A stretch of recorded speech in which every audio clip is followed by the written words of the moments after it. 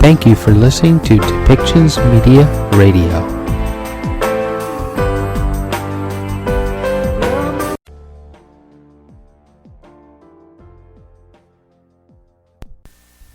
Welcome to Policy and Rights, the show about government policy and human rights.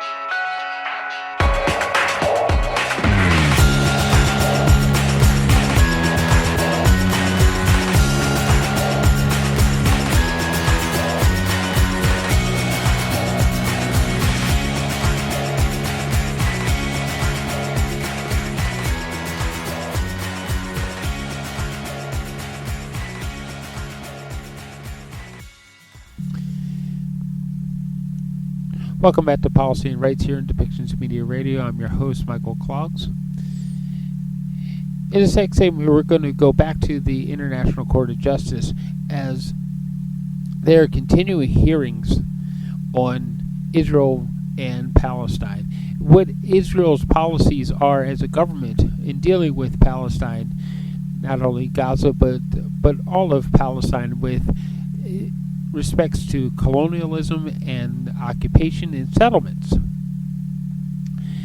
We're going to hear some arguments for a two-state solution and other policies that could be instituted to maybe help settle a peace and help Palestine find sovereignty. There are some questions about, is Israel trying to prevent Palestine from having sovereignty, and what are the real policies in dealing with the Palestinian people and the settlements that are developed in the Palestinian territories? How far is it that Israel is going to be allowed to go with settlements and corralling in the Palestinian people? So we're going to, this next segment is Kuwait making statements about what is happening there, and it's according to the rules of the presentation for the court itself, and to keep things timely. The presentation itself is going to be 30 minutes, and it is advised and strictly adhered to keep to that with that 30 minutes. They don't allow for a lot of overtime. So in the next 30-minute segment, you're going to hear testimony from legal minds in Kuwait as they talk about different issues around colonialism and the policies that Israel is imposing on Palestine. And we're going to hear some parallels being drawn with different other areas where sovereignty was given through this particular court to different areas around the world. So why don't we listen in and as Kuwait makes testimony at the International Court of Justice.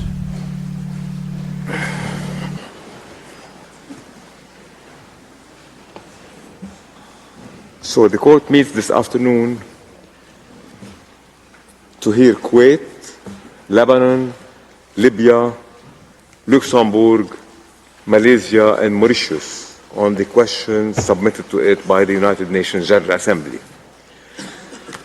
Let me one more time recall that each delegation is kindly asked to respect the 30-minute time allocation for its presentation. This afternoon, the court will observe a short break after the presentation of Libya. I shall now give the floor to the representative of Kuwait, His Excellency Mr. Ali Ahmad Brahim Al-Thefeeri. You have the floor, Excellency.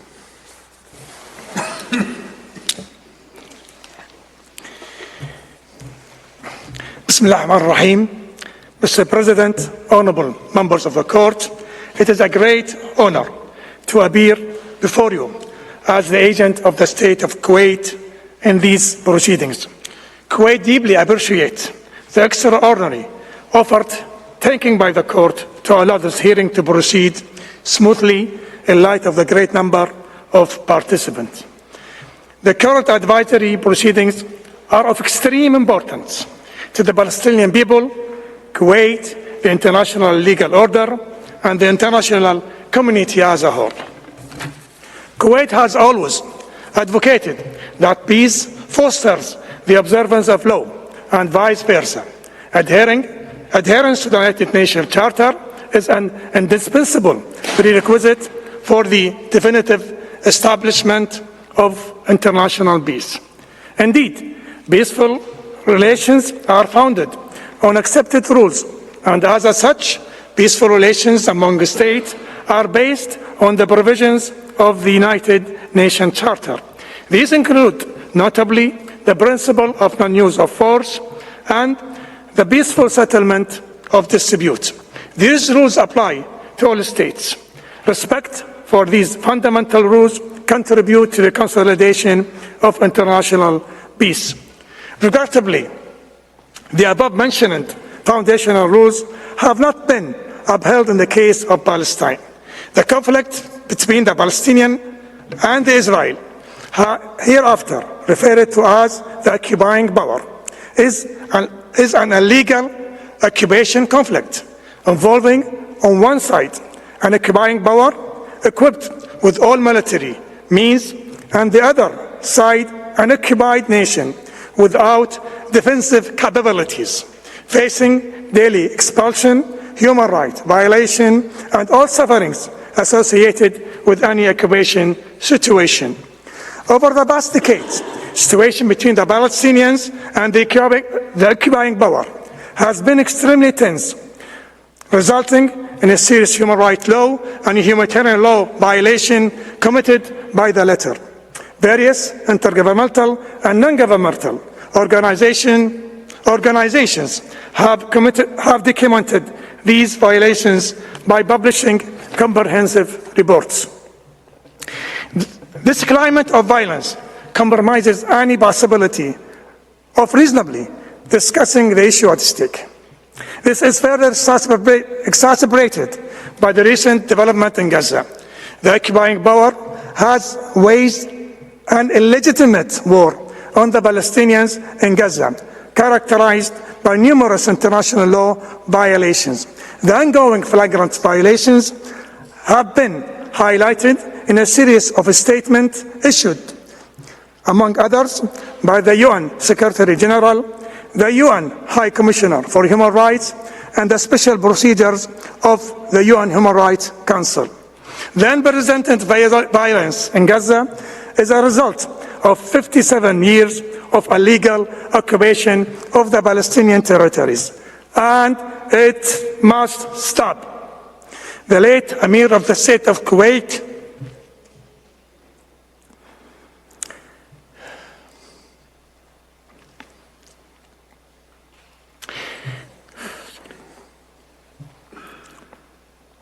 His Highness Sheikh Sabah Al-Ahmed Al-Jaber Sabah,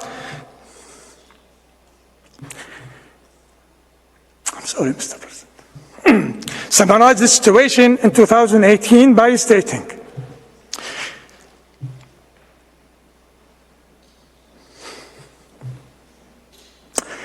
we asked the whole world by stating, quote,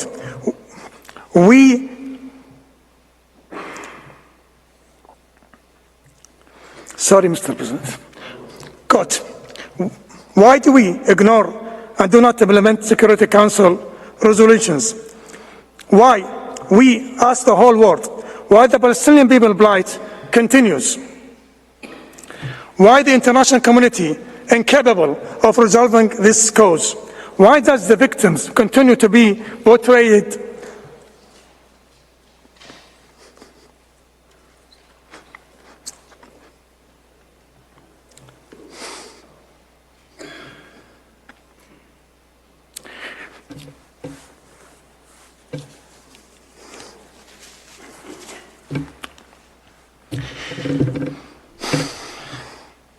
Why does the victim continue to be portrayed as a killer according to Israel's norms? Why does Israel always escape punishment?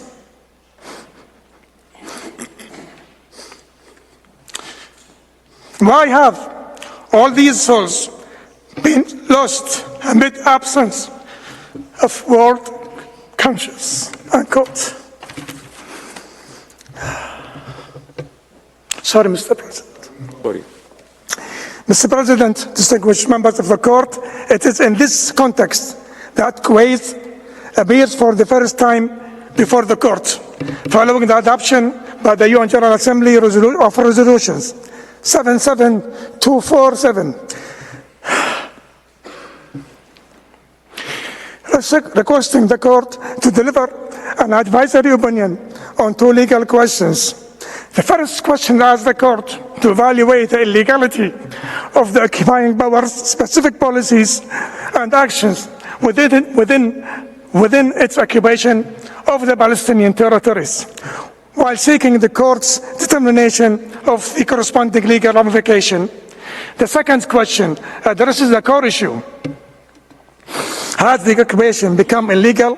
Kuwait will demonstrate the illegality of this occupation, underscoring the necessity of its cessation. Mr. President, honorable members of the court, my distinguished colleagues will now address these issues in greater depth. Second, first, His Excellency, Ambassador Tariq Al-Bannai, permanent representative of Kuwait to the UN, will address why the court does have jurisdiction to deliver the advisory opinion requested by the UN General Assembly. He will also highlight certain legal practices and policies of the occupying power. Second, Her Excellency Tahani Al-Nasser, Assistant Foreign Minister for Legal Affairs of Kuwait, will start by enumerating the grounds proving the illegality of the occupation of the Palestinian territories, hereafter referred to as the OPT. She will then focus on the legal consequences arising from the breaches of those fundamental rules. And finally, she will provide the court with a certain concluding remarks. Thank you, Mr. President, honorable members of the court, for the privilege of appearing before you. I now kindly ask Mr. President to invite Ambassador Al-Bannai to address the court. I thank His Excellency, Mr. Al-Thefeeri. I now give the floor to His Excellency, Mr. Tariq Al-Bannai. You have the floor, Excellency. Mr. President, honorable members of the court, it is a tremendous honor and privilege to appear before you on behalf of the state of Kuwait. 20 years have passed since the seminal Wall Advisory Opinion. Today, in these current proceedings, the question of the illegality of the occupation of the Palestinian territory is directly before the court. With your permission, I turn now to my first topic, focusing on whether the court has jurisdiction to render the advisory opinion requested. In Kuwait's view, the answer is a categorical yes. Indeed, the majority of submissions in these proceedings argue in favor of the court's jurisdiction. Article 65 of the Statute of the Court provides that the court may render an advisory opinion, and I quote, on any legal question at the request of any organ or institution authorized by the Charter of the United Nations or in accordance with its provisions to request such an opinion, unquote. In turn, Article 96 of the UN Charter, quote, the General Assembly or the Security Council may request the International Court of Justice for an advisory opinion on any legal question, unquote. In practice, it is primarily the General Assembly that has most frequently utilized this procedure to date. After all, when the General Assembly decides to request the court to deliver an advisory opinion, this means that the request reflects an important concern of the international community, seeking a legal answer. The Court itself observed that the General Assembly, within the scope of its peacekeeping responsibilities, has a broader perspective than that of the Security Council, as it also considers humanitarian, social, and economic aspects. An attentive look at the Court's jurisprudence points to the fact that, quote, only compelling reasons may lead the Court to refuse its opinion in response to a request falling within its jurisdiction, unquote. Although the Court has the discretionary power to refuse to respond to a request for an advisory opinion for reasons of judicial propriety, it has not availed itself of this option thus far. In the present case, it is incontestable that the questions included in the relevant General Assembly resolution are clearly specific questions of legal character. Any attempt to qualify them as non-specific or non-legal should fail. It is worth noting that the Court, in the Wall Advisory opinion, rejected similar attempts. In essence, in the Wall Advisory opinion, the central issue revolved around the construction of the wall and its impact on the right to self-determination of the Palestinian people. 20 years later, the context has broadened substantially. The Court is now tasked with determining the legal status of the ongoing occupation of the occupied Palestinian territory since 1967, given its persistence for over 57 years. Prior to addressing the next topic, I feel compelled to briefly refer to an argument certain states have made, fallaciously alleging that the issuance of an advisory opinion might undermine ongoing negotiations and peace processes.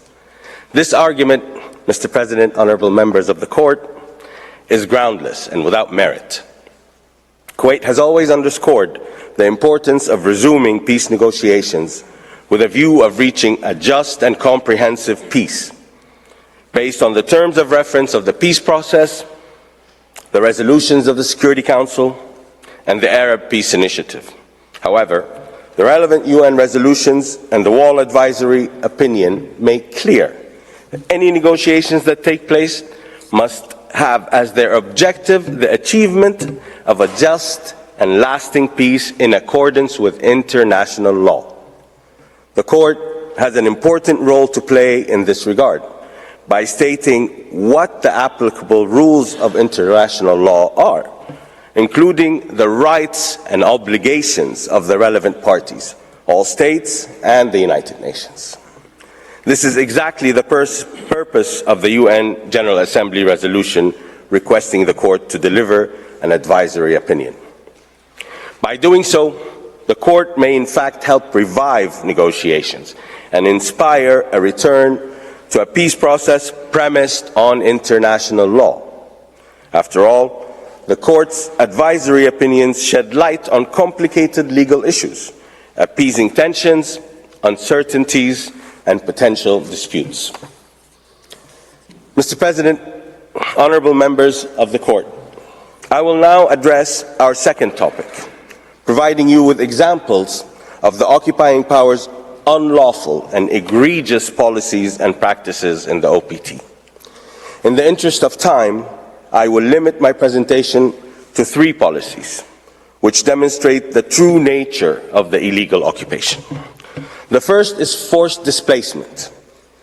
The second relates to the illegal settlements on and the annexation of the Palestinian territory. And the third is discrimination at a scale and nature that amounts to apartheid. The remaining issues were discussed thoroughly in the written submission of Kuwait. In the 1948 Nakba, 750,000 Palestinians were forcibly displaced, and since then, millions more. The situation has deteriorated exponentially since the illegal occupation started in 1967. The occupying power has engaged in a forced displacement campaign against the Palestinians by demolishing their homes, in confiscating their lands. Forced displacement violates international law. The occupying power is under the obligation to ensure that its operations in the OPT comply with the Fourth Geneva Convention of 1949 relative to the protection of civilians, persons in time of war, to which it is a party. Article 49 of this convention clearly prohibits, quote, forcible transfers, individual or mass, regardless of their motive, unquote, which includes forced displacements, as well as expulsions from the OPT. Furthermore, Article 53 of the same instrument prohibits the destruction of property. Finally, under Article 147, illegal transfers, destruction, and appropriation of property carried out on a large scale is prohibited. As Kuwait explained in its written submission, the occupying power has also committed other grave violations of international law, including the policy of settling parts of its population in the OPT. This unlawful policy has and continues to be deplorably promoted by the successive governments of the occupying power. Since 1967, the occupying power has embarked on an intensive campaign of colonization. Some settlements consisted of just a few prefabricated houses, while others expanded to become fully fledged small towns. In early 2023, there were around 730,000 Israeli settlers and over 280 Israeli settlements in the occupied West Bank, including 230,000 settlers in East Jerusalem. These settlements are sustained by a network of military checkpoints and restricted zones, as well as Jewish-only roads and highways, all of which limit gravely the lives and livelihoods of Palestinians and violate their fundamental human rights. Both the construction of settlements and the transfer of settlers to the West Bank and Gaza are grave violations of international law. In particular, Article 49 of the Fourth Geneva Convention, which states that, I quote, the occupying power shall not deport or transfer parts of its own civilian population into the territory it occupies, unquote. It is also noteworthy, Mr. President, that settlers in the OPT are not governed by the same laws that apply to the indigenous inhabitants of the territory. Jewish settlers are provided with special rights, facilities, and subsidies that are denied to the indigenous Palestinian population. The occupying power's policy not only supports the existing settlers, but also incentivizes new settlers. The discriminatory policies and practice also violate the sovereignty of Palestinians over their natural resources, allowing the settlers and foreign companies to exploit the water and agricultural products of the occupied land without any benefit to the occupied population. It is widely recognized that the occupying power has codified its discriminatory policies and practices against Palestinians in its legislation. Specifically, it grants rights to Israeli Jews and systematically discriminates against Palestinians. For instance, the Land Acquisition Law of 1953 facilitates the alienation of confiscated Palestinian land for the benefit of various institutions of the occupying power. Quasi-public organizations, such as the Jewish Agency, engage in material discrimination, in particular through the allocation of confiscated Palestinian land to Israeli Jews. Mr. President, honorable members of the Court, thank you for your kind attention, and may I kindly ask that you invite Her Excellency Tahani Al-Nasser to the podium.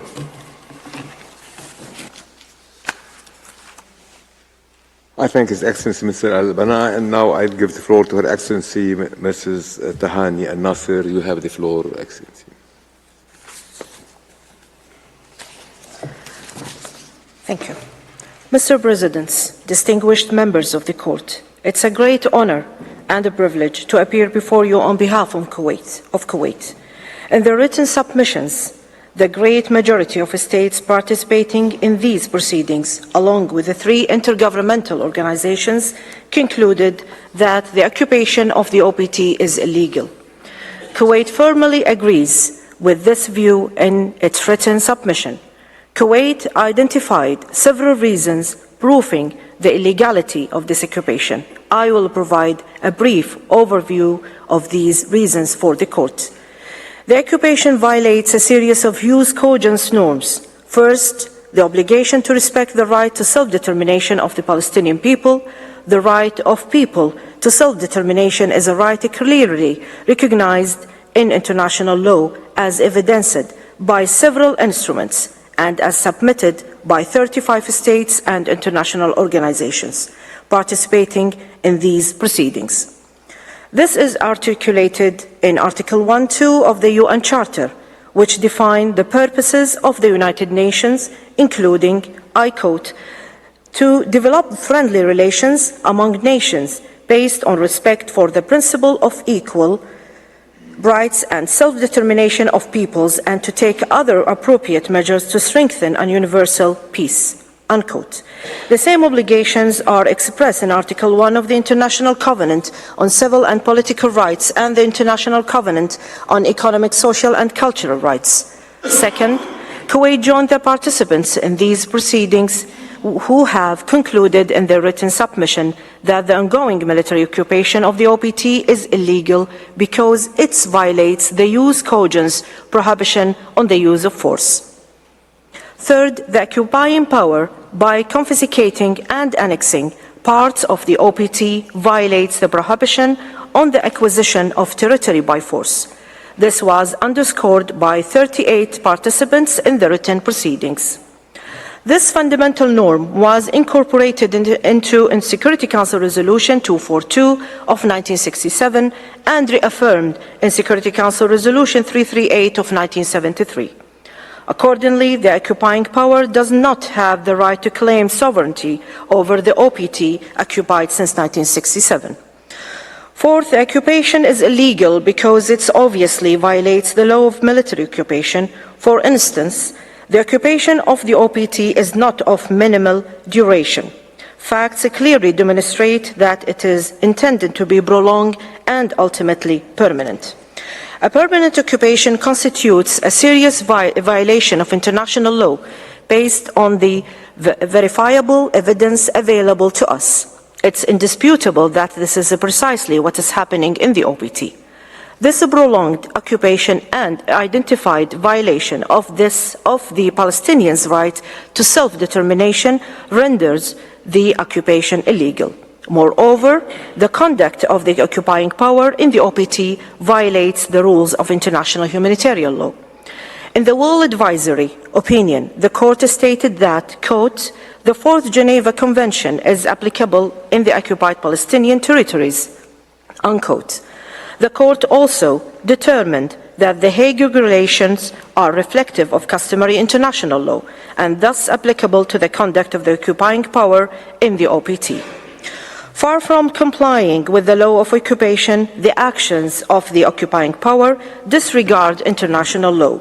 These actions include, inter alia, the establishment of settlements in the OPT, confiscation of Palestinian public and private property, and its failure to protect Palestinians from violence caused by state actors and private parties, including, inter alia, armed illegal settlers.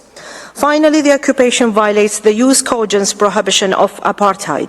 21 participants in these proceedings supported this in their written submissions, while 14 maintained that the situation of apartheid qualifies the occupation as illegal under international law.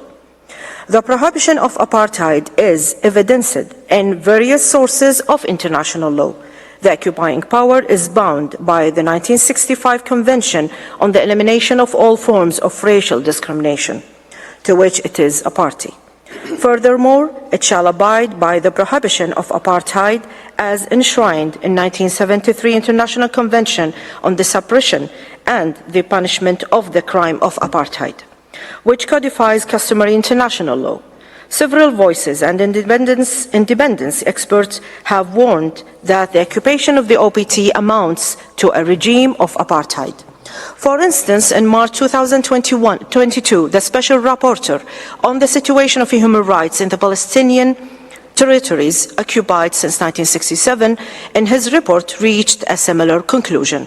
Kuwait, respectively, suggested that the above violations cannot be reconciliated with the fundamental rules of international law. Hence, the occupation must be declared illegal in accordance with international law and the relevant UN Security Council resolution. It must stop. This will guarantee the right of the Palestinian people to be available state and along 1967 borders with East Jerusalem at its capital.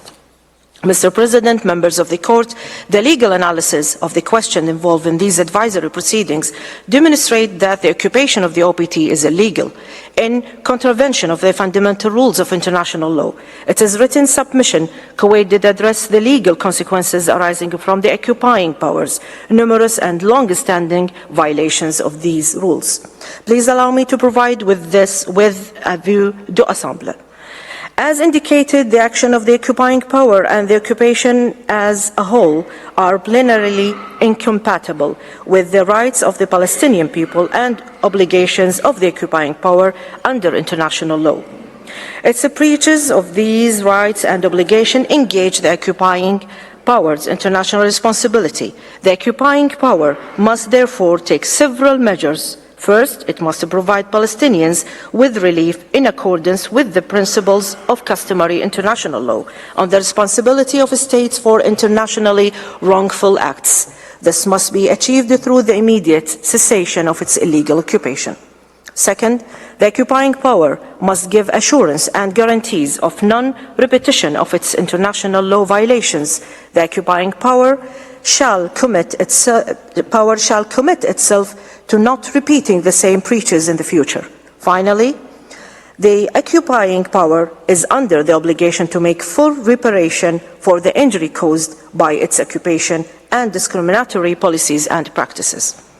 As for all other states, they are obliged to refrain from acknowledging the legality of the situation created by the illegal occupation and associated illegal policies and practices.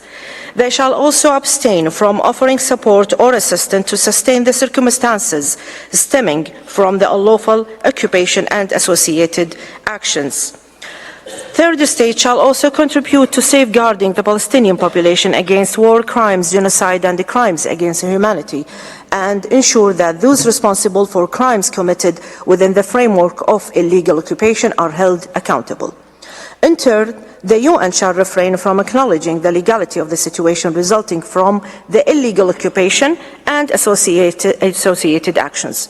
The UN shall also refrain from offering support or assistance to prolong the situation and should instead cooperate to bring an end to the illegal occupation.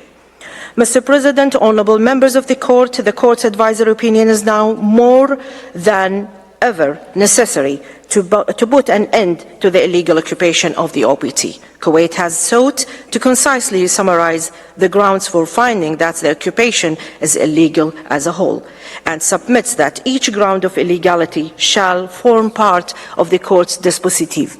We are confident that the Court will assess Kuwait's written submission and oral statement as an expression of its faith in justice, its support for the rule of law, and its desire for peace for all states in the region. Mr. President, honourable members of the Court, this ends Kuwait's oral statement. Kindly allow me, on behalf of Kuwait's delegation, to thank the Court for its kind attention, as well as the registry staff and the interpreter for all their support.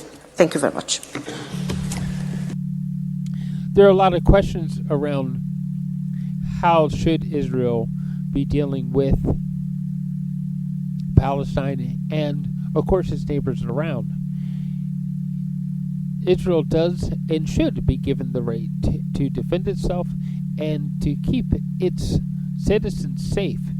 And because most of of Israel follow the Jewish faith and religion, there should be some way of protecting them from those who want to strike against Israel just because of their hatred for Judaism.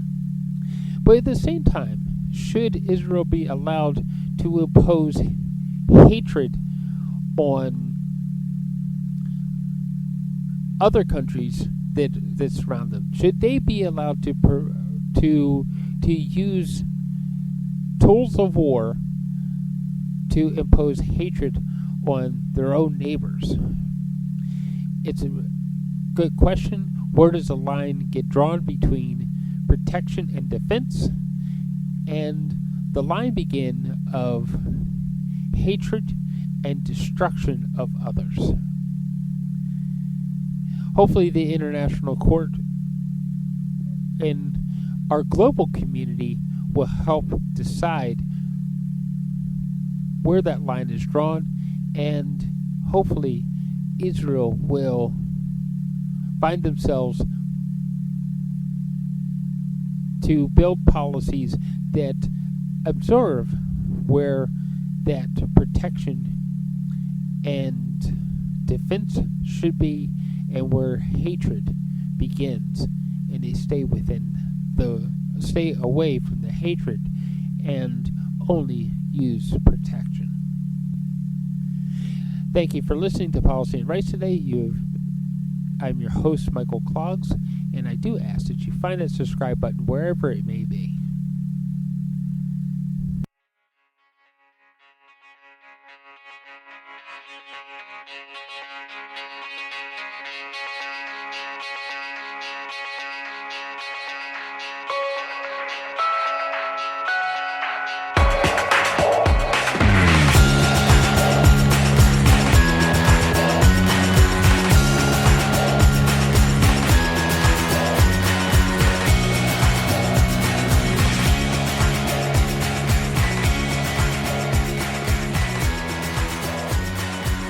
This show has been produced by Depictions Media. Please contact us at depictions.media for more information.